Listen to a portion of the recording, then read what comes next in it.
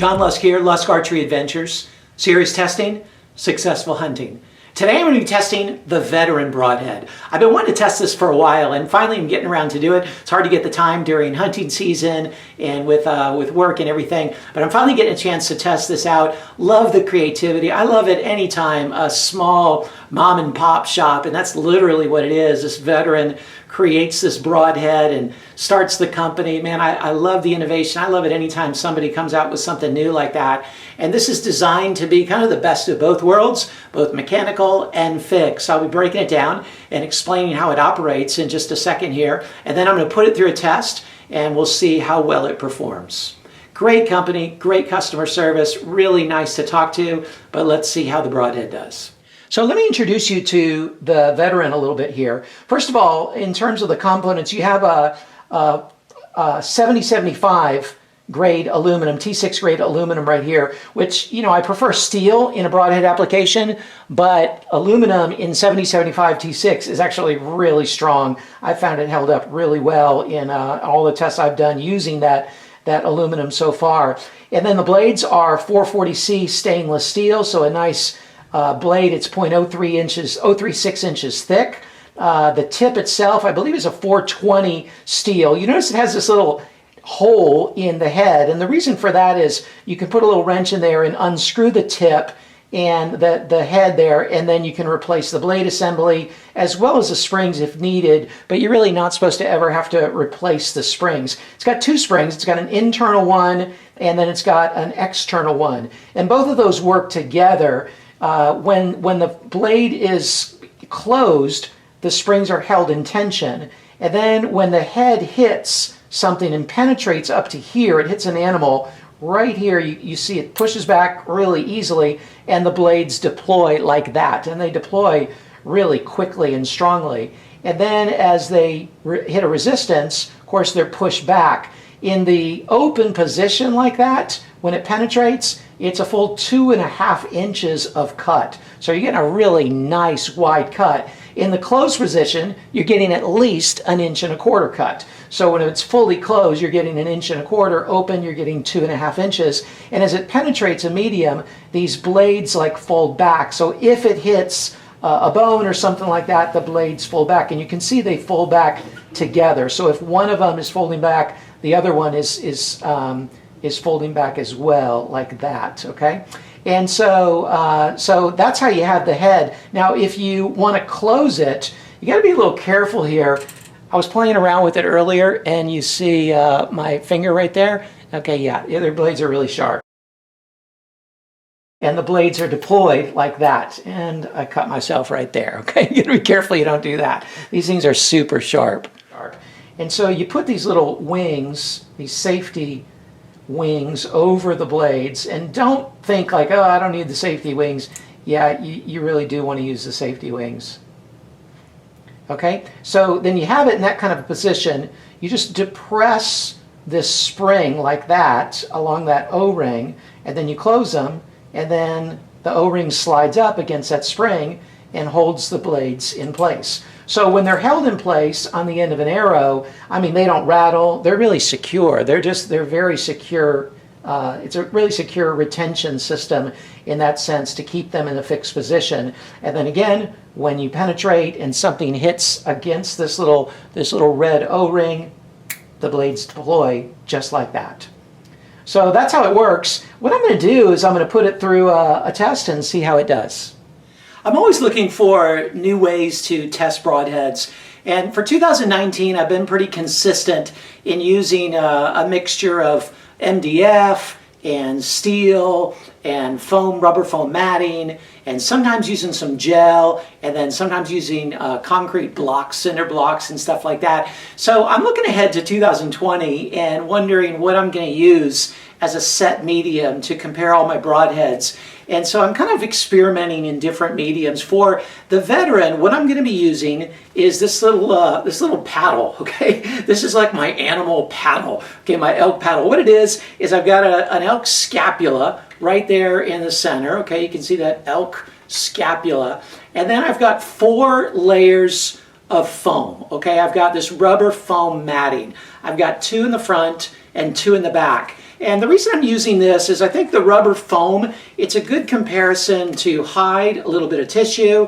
Then we got the scapula in there. It's a good hard test comparison. And at the end, a little bit more tissue, a little bit more hide. So I know nothing's a perfect simulation of an animal, but this will be a good test to see how well it opens, how well it holds up, and how well it penetrates through this medium. Let's see how the veteran performs. Okay, there we go. You can see the test medium down there. I've got it rigged up to be pretty stable. Interested to see what happens.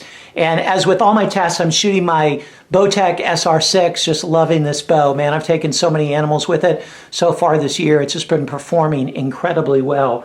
And I'm shooting a FOC King, a Bishop FOC King arrow. Love these arrows, super durable. This one is at 440 grains with this tip. And then I'm using fobs. Okay, for this whole hunting season, I'm committed to using fobs. You can check out my video testing these things, and man, they've been performing really well. I used them on a muley hunt in Montana a few weeks ago, and they performed really well in there. Was able to find the fob and find the arrow really easily and kill the animal, which matters the most. Okay, so anyway, that's what I'm using to test this. Let's see how it goes. Let's zoom in a bit.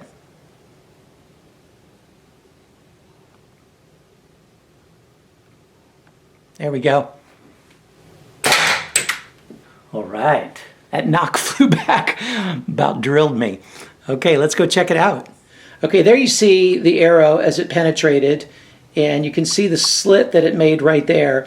We're going to pull it apart and measure these cuts to see how well it opened and how well the blades stayed open and so forth. What's really kind of interesting and kind of dumb on my part, as well as originally I was going to put a big block of gel behind this, and I got out my gel, but then found that it had gotten all rotten in the fridge, which was pretty gross. My wife would be glad that I threw it away.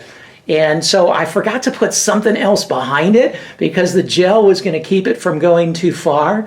And the arrow went really deeply, penetrated, and went right into my 20-pound dumbbell anchor weight. Okay, so I put that there like just to hold my whole Broadhead box in place. And that's kind of not a fair test to make it penetrate into that, but man, it did penetrate into that. So that's kind of impressive, kind of dumb on my part, and kind of cool at the same time. Let's pull it apart and see what we got. Okay, now I'm going to go ahead and test another veteran head into just the elk scapula directly. So let me just see how this works into a hard contact like this. Let's go check it out. So here you can see the initial entrance right there. Looks like it made a similar hole as last time.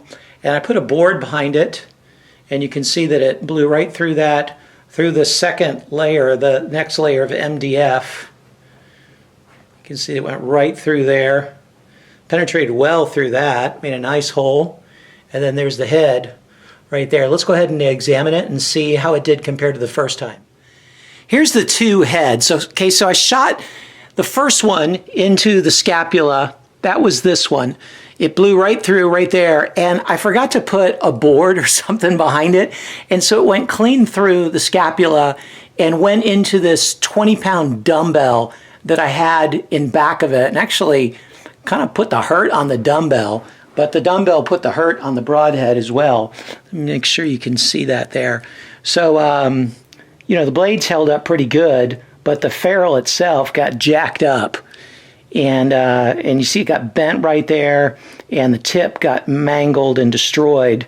Okay, so I was like, okay, is that because I shot it into the dumbbell? I think so. So I did it again, and this time put a layer of MDF behind it, and it made this hole right there, similar entrance hole, and then it put a nice hole right through the layer of MDF, and that hole measured almost 2 inches, 1 7/8 inches right there. Okay, so it was a nice hole in the back like that. And the head held up really well. The blades got a little bit nicked up there. This blade in particular, this one too, a little bit nicked up. The tip is in great shape. Yeah, it's got a little bit of the rubber mat in there. And it just is in, spins true.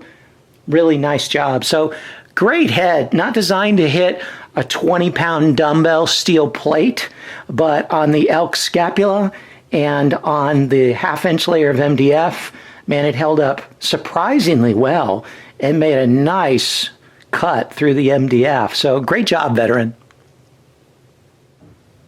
There's certainly a lot to like about the veteran Broadhead. I applaud any time there's a company that comes up with an innovative design, and this is truly innovative. You might notice that it's somewhat similar with the spring tension to the Zeus Broadhead, but the veteran came out first, and the Zeus kind of imitated some of that technology there, though they are fairly different heads. What I really like about it is the flight. The flight is really good. It opens up to a full 2.5 inches of cut, which is really nice.